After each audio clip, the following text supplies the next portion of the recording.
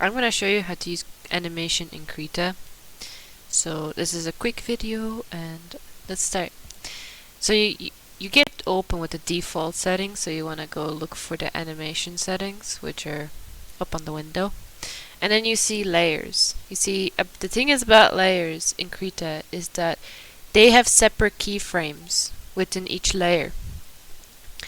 Unlike Photoshop has layers as keyframes, as opposed to keyframes inside of a layer. So you draw on each keyframe. You have to create a keyframe, and it just shows you all this. Like, you know, I'm just creating keyframe by keyframe, and each keyframe is separate, but it's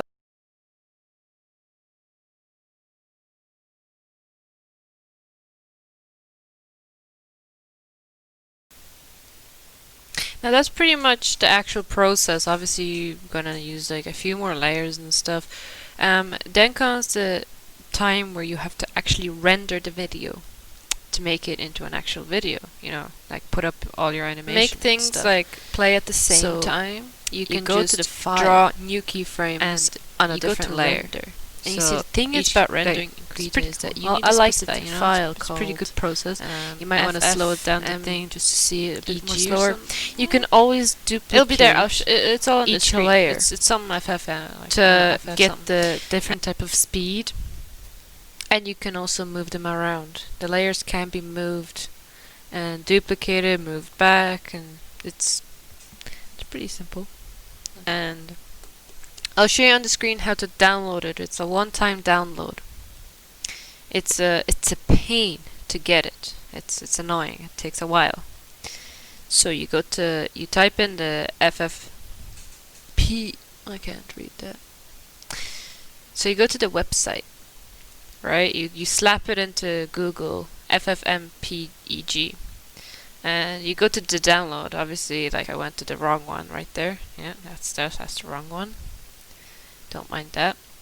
And you get this ugly looking page. Very, very ugly thing. But you go to the Windows one, because you're probably using Windows, and press the first link on the bottom.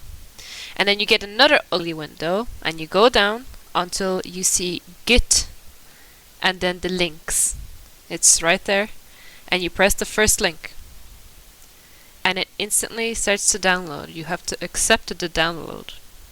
Right? And then what you do is, you know, it'll take like, a few minutes maybe, depending on your internet. You extract the files.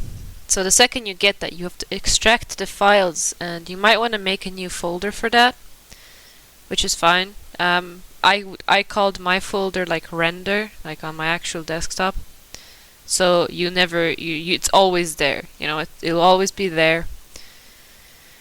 And then what you do is, after you get all that extracted onto your desktop, if you click into the folder, you'll see something that looks like this. And you click into that folder again, and you get something called bin.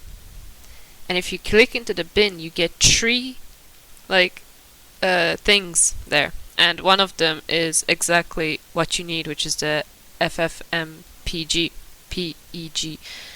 So I actually took that one one specific one into the front of the folder, so you don't have to go through like the bin and stuff. And for Krita, when it asks you to locate it, you press browse, and you just browse through that specific place and you locate that. So you go to that specific like render folder, you could call it, and just click where it is, and that's it. That's the only thing.